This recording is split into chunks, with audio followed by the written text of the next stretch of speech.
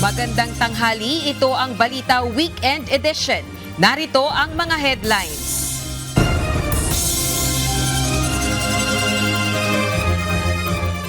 National Bureau of Investigation at Philippine National Police kumikilos na para ipatupad ang arrest warrant laban kay Saldico at 17 iba pa na sangkot sa flood control scandal. Department of Foreign Affairs wala pang natatanggap na court order para sa kanselasyon ng passport ni Saldico. 3 buwang national tax holiday para sa mga manggagawang Pilipino ipinapanukala sa Kamara. At Filipino crowd na nanood ng live ng 2025 Miss Universe pageant, very proud sa naging performance ni Miss Universe third runner-up Atisa Manalo. Pinay Beauty Queen lubos na nagpapasalamat sa lahat ng kanyang taga-suporta. Nakikipag-ugnayan na ang Philippine National Police sa Sandigan Bayan at iba pang mga ahensya ng pamahalaan kaugnay sa gagawing pagpapatupad ng arrest warrant laban kina Saldico at 17 iba pa na sangkot sa issue ng maanumalyang flood control projects. Ayon sa PNP, titiyakin nilang maayos na maipatutupad ang arrest warrant at masusunod ang due process. Sa pahayag naman ng Office of the Ombudsman, sinabi nitong welcome ang pagpapalabas ng warrant of arrest at umaapela na agad na sana itong maipatupad ng mga law enforcer. Nag-deploy na ng team ang National Bureau of Investigation para ipatupad ang arrest warrant na inisyu ng Sandigan Bayan laban kina Saldico at 17 iba pa na sangkot sa anomalya sa flood control projects. Sa isang pahayag, sinabi ng NBI na pinakikilos na nila ang kanilang puwersa para sa agarang implementasyon ng arrest warrant. Kahapon ay nag-issue na ang Sandigan Bayan ng arrest warrant at whole departure order laban kina Saldico, ilang DPWH officials at directors ng SunWest Corp Construction na nahaharap sa kasong malversation at graft dahil sa 289 million pesos na substandard flood control project sa Oriental Mindoro. Inihayag ng Department of Foreign Affairs na wala pa silang natatanggap na court order para ipag-utos ang pagbawi sa passport nang nag-resign na si Ako Bicol Party List Representative Saldico. Sa isang statement, sinabi ng DFA na maaari lamang nilang kanselahin ang Philippine passport ng isang Pilipino kapag iniutos ng korte ang pagkansela dito. Kahapon, inianunsyo ni Pangulong Ferdinand Marcos Jr. ang paglalabas ng arrest warrant laban kina Saldico at 17 iba pa na sangkot sa flood control corruption scandal. Sinasabing July 19, 2025 nang umalis sa bansa si Ko para magtungo sa Amerika para sa medical treatment. Ikinatuwa ni Oriental Mindoro Governor Humerlito Bons Dolor ang paglalabas ng arrest warrants laban kay Saldico at 17 iba pa sa Department of Public Works and Highways at SunWest Corporation. Ang gobernador ang nakadiskubre sa mga maanumalyang flood control projects sa Nauhan Oriental Mindoro. Anya, nagpapasalamat siya na buhay pa rin ang hustisya sa Pilipinas, kasabay ng pag-asang may iba pa ring nasa likod ng katiwalian kaugnay ng mga proyektong kontrabaha ang mapapanagot sa batas. Pakiusap naman ito ang patas na pagdinig sa mga kaso at desisyong nakabatay sa matibay na ebidensya. Nangako si Pangulong Ferdinand Marcos Jr. na kanyang tatapusin ang nasimulang investigasyon sa issue ng maanumalyang flood control projects. Kahapon, iniutos ng Pangulo ang agarang pagpapatupad ng arrest warrant laban kina Saldico at 17 iba pa na iniuugnay sa issue. Tiniyak naman ng Pangulo na walang magiging special treatment sa mga ito, ihaharap sa korte at papanagutin sa batas. Ako ang nagsimula nitong lahat. Ako ang magtatapos. Kaya't asahan po ninyo na wala pong tigil itong aming ginagawa. At kahit na parang napakatagal ang dumaan na panahon, ako'y nagpapasalamat sa pasensya ng ating mga kababayan. Ngunit nagbunga na ng resulta ang mga pasensya ninyo. Alinsunod sa kagustuhan ng mga miyembro ng Independent Commission for Infrastructure o ICI na maging transparent, sisimulan na ang live streaming ng kanilang mga pagdinig sa susunod na linggo, kung saan ang mga media entity ay pinapayagan na ring i-broadcast ang pagdinig ng ICI. Ito ang balita ni Jed Neresina. Inaasahang sa susunod na linggo ay mapapanood na ng publiko ang mga gagawing pagdinig ng Independent Commission for Infrastructure o ICI kaugnay ng investigasyon sa flood control projects anomaly. Matapos ang halos isang buwan ay inilabas na kahapon November 21 ang guidelines ng kanilang live streaming kung saan inihayag ng komisyon na ang lahat ng pagdinig ay ila-live stream ngunit maaari pa ring magkaroon ng isang executive session. Nilinaw ni ICI Executive Director Attorney Brian Keith Hosaka na papayagan lamang ang isang executive session hanggat mayroong valid na dahilan ang mga resource person at ahensya ng gobyerno, gaya ng usapin sa seguridad, sensitibong impormasyon at iba pang impormasyon na makakaapekto sa iba pang investigasyon. As I mentioned earlier, tinignan namin yung existing laws and even the guidelines or issuances and cases decided by the Supreme Court. First of all, if yung information na maaring ibigay ng ating resource person nakakonekta sa national interest or national security, pagka yung information will put the life and safety of an individual in imminent danger, tapos pagka ito ay would interfere, any information would interfere in the investigation at titignan ng commission mabuti yan kung ang request nila ay hindi sa cloud dun sa may exception na yun, live streaming tayo. Maaari pa rin naman aniyang hilingin ng mga resource person na mabigyan sila ng pagkakataon sa isang executive session. Ngunit nasa ICI pa rin kung papayagan ito o hindi. At the same time, pagka mayroong mga tao na nababahala sa kanilang seguridad, sa security nila, isa yan sa magiging rason kung bakit pwede silang humingi ng executive session. But nevertheless, sabi ko nga, nakalagay na malinaw sa ating guidelines ay nasa commission yan kung papayagan nila ang executive session. Binigyang diin ni Attorney Hosaka na ginawa ng komisyon ang desisyong ito bilang tugon sa panawagan ng publiko sa mas bukas at transparent na investigasyon sa nangyaring malawakang korupsyon sa flood control projects. Bukod dito, ang mga media entity ay maaaring mag-broadcast din ng live streaming ng mga pagdinig hanggat sumusunod ito sa lahat ng requirements ng ICI. Jed Neresina, UNTV News and Rescue. Diyos ang aming sandigan, serbisyo publiko ang aming pinahahalagahan. Abiso sa mga motorista, posibleng magpatupad ng dagdag bawas sa presyo ang mga kumpanya ng langis sa susunod na linggo. Base sa monitoring ng Oil Industry and Management Bureau ng Department of Energy, maaaring bumaba ng 50 centavos ang kada litro ng gasolina, habang nasa 50 centavos naman ang inaasahang madaragdag sa presyo ng kada litro ng diesel. Samantala, posible ring tumaas ng piso at 35 sentimos ang presyo ng kerosene.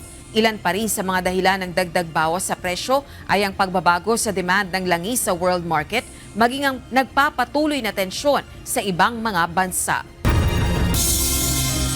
Inihain ni Kamanggagawa Party List Representative Eli San Fernando ang House Bill No. 6205 na layong isulong ang suspension ng ipinapataw na buwis sa mga sweldo ng mga manggagawang Pilipino sa loob ng 3 buwan.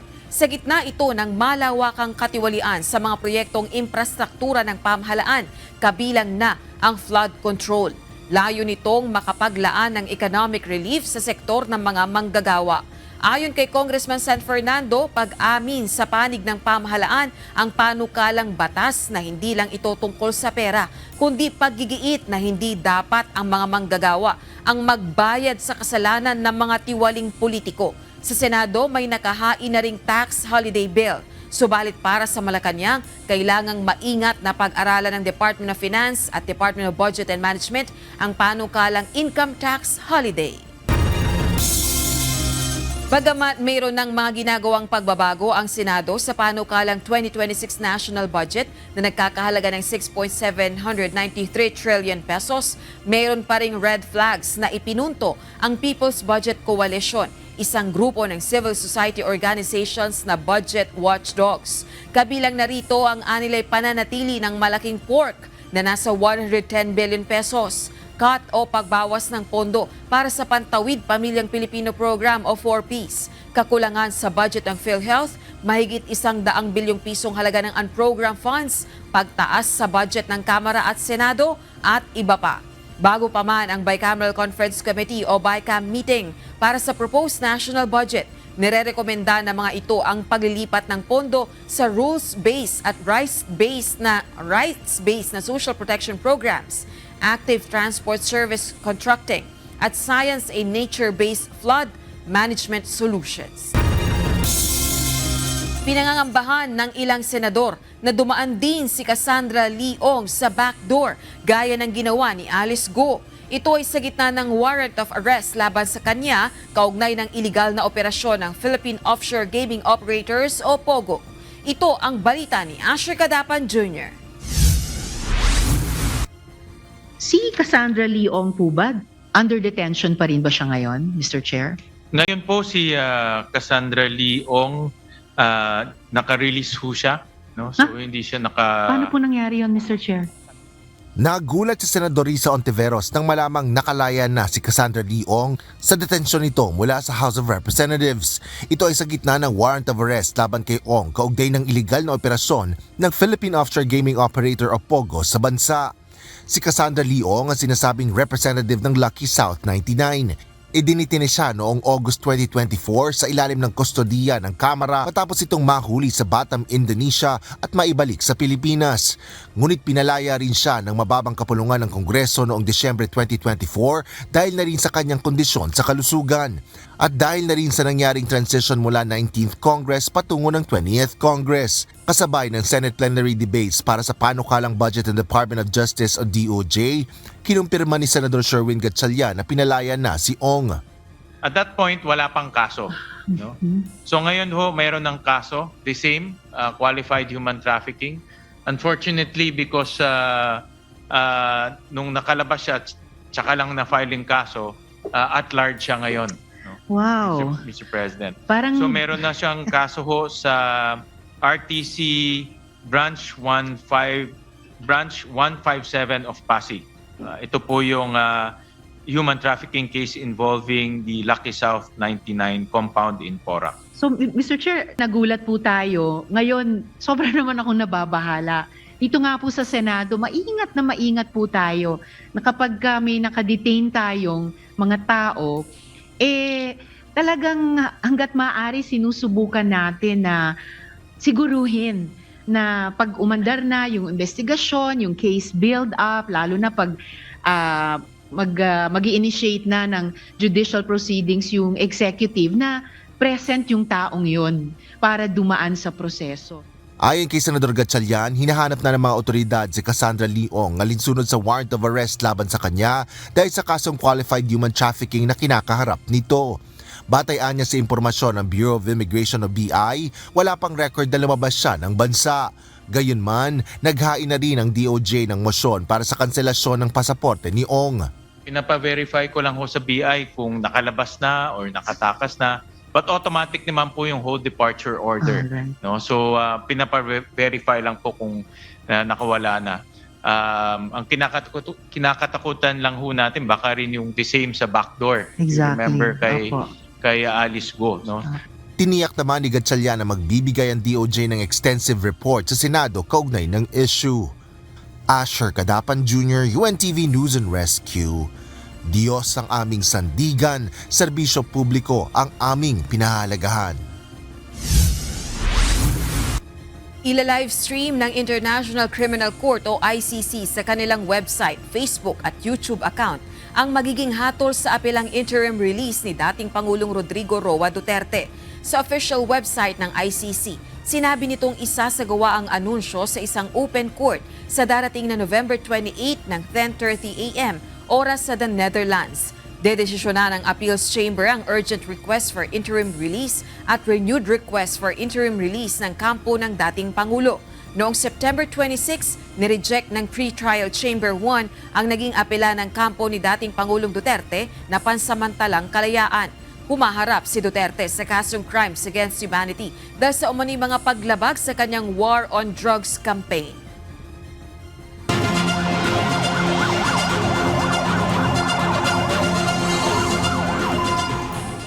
Tinulungan ng UNTV News and Rescue ang isang lady rider na naaksidente matapos mabangga ng pampasaherong jeep ang sinasakyan nitong motorsiklo sa Quezon Avenue sa Quezon City noong Huwebes ng gabi. Samantala, tinugunan din ng UNTV News and Rescue team ang hiling ng pamilya ng isang senior citizen sa Sorsogon City na maiuwi sa kanilang bahay matapos na ma-discharge sa ospital. Ito ang balita ni Myla Fernandez.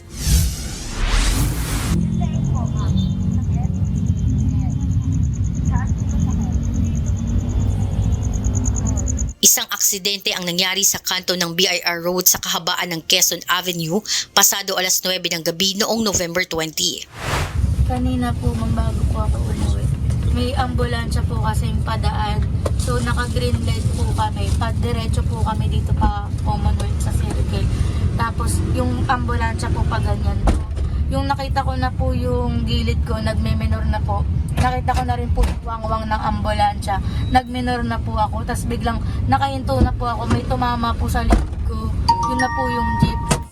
Ayon sa babaeng biktima, sa lakas ng pagkakabangga ay napabitaw siya sa kanyang motor at tumalsik sa kalsada. Mabuti na lamang at nakasuot ng helmet ang lady rider. Nakita niyo po kung paano siya na aksidente? Opo, kasi siya po yung binangga talaga ng jeep. Malakas po ba yung pagkabangga? Kasi ayun po nga yung tampot po tanggal. Hindi napansin ng jeep ang motor kaya tinamaan ang likurang bahagi nito. Inassess siya ng rescue team para malaman kung ano-ano ang tinamong injury ng biktima. Inasistehan ito sa loob ng rescue van at binigyan ng pangunang lunas. Nagtamo ang biktima ng pasa sa kaliwang braso at likod at iniinda din nito ang pananakit ng kanyang ulo at nahihilo. Habang nasa biyahe ay minomonitor ng UNTV News and Rescue ang vital signs ng biktima at dinala sa East Avenue Medical Center para sa karagdagang atensyong medikal. Sa Sorsogon City, tumawag sa UNTV News and Rescue Team noong Huwebes ang kapatid ng isang senior citizen sa Sorsogon City para magpatulong na maiuwi ito sa kanilang bahay sa bayan ng Bibicanhan. Kalalabas pa lamang ng ospital ang nasabing senior citizen. Pagsakay ng pasyente sa UNTV News and Rescue Ambulance ay kaagad na inassess ng grupo ang kalagayan nito at kinuhaan ng vital signs. Ano, masakit ba masyado? Masakit. Saan? Saan po yung masakit?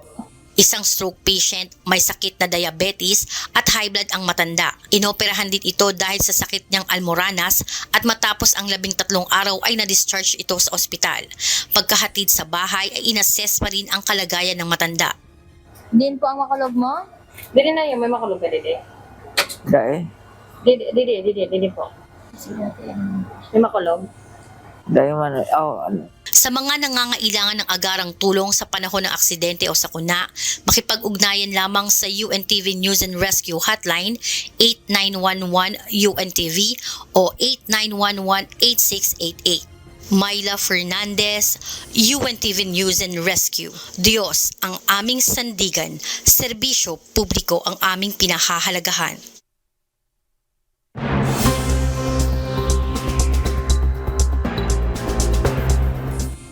Magtatanggal ang Red Cross ng nasa 2,900 na mga trabaho at babawasan ng nasa 1/5 ang kanilang annual budget sa taong 2026. Sa isang pahayag, sinabi ng International Committee of the Red Cross na bunsod ito ng pag-atras ng ilang mga donor para sa humanitarian financing. Ipaprioridad ng Red Cross mula sa kanilang natapyasang pondo ang kanilang presensya sa mga lugar na may critical conflict zones. Kabilang dito ang Sudan, Israel, Ukraine at Democratic Republic of Congo. Sa ngayon, meron anilang nasa 130 mga aktibong gyera sa buong mundo na mayroong humanitarian needs. Kaya naman ang pagbawas sa kanilang pondo ay nangangahulugan na mababawasan din ang tulong na maaari nilang maibigay. Isang pinakamahirap na desisyon umano para sa Ukraine ang panibagong 28-point peace proposal ng United States para wakasan ang gyera ng Russia at Ukraine.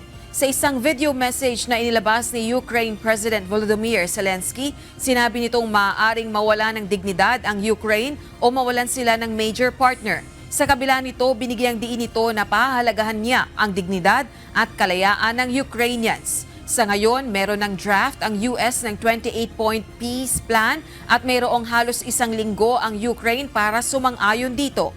2022, mula nang magsagawa ng full-scale invasion ang Russia sa Ukraine.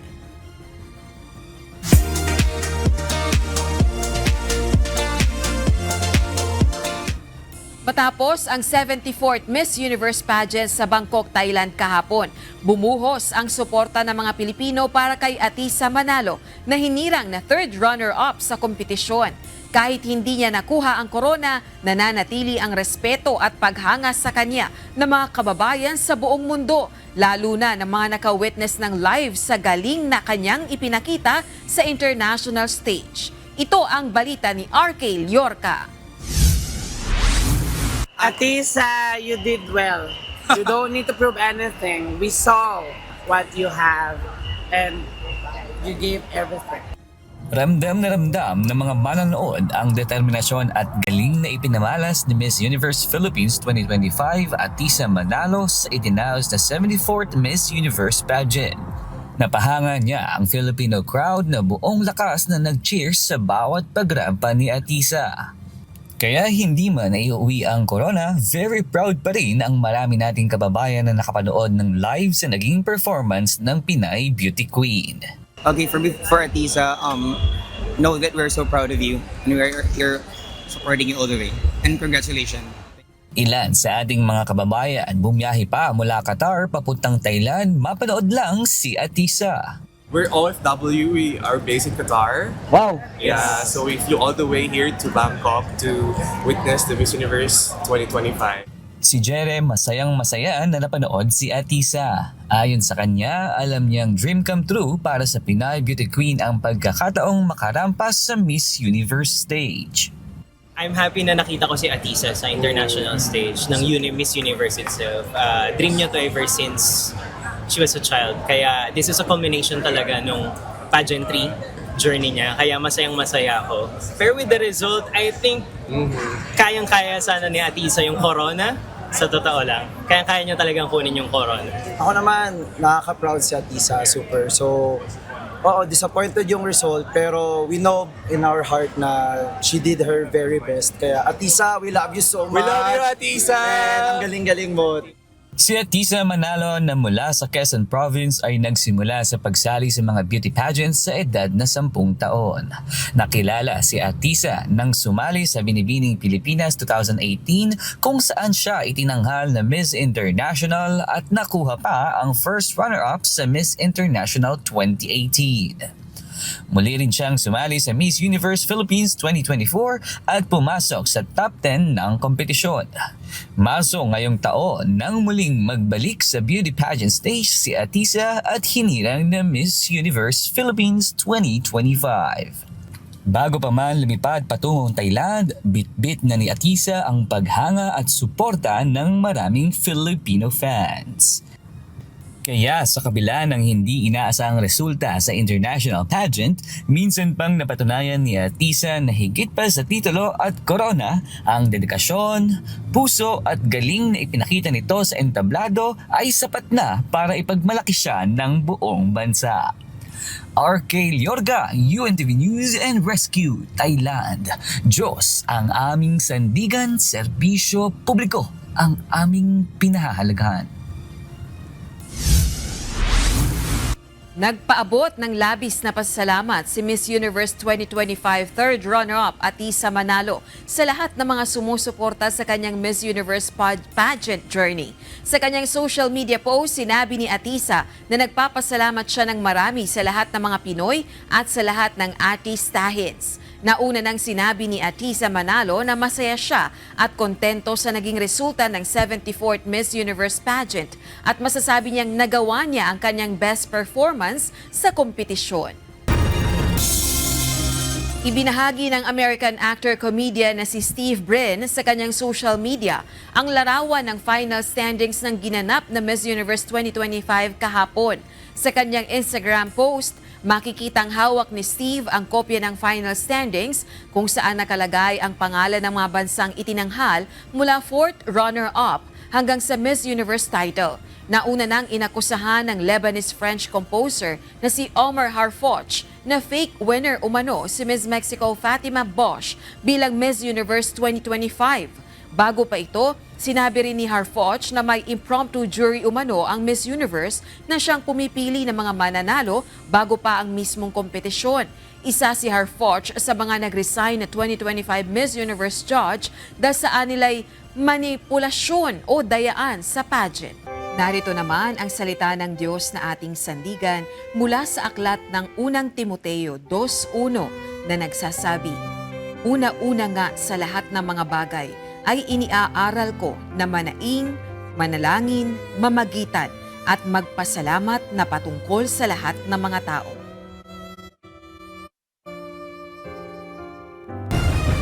At yan ang naging kabuuan ng ating balitaan ngayong araw ng Sabado. Aming inilahad ng buong katapatan kung paano namin nasaksiyan.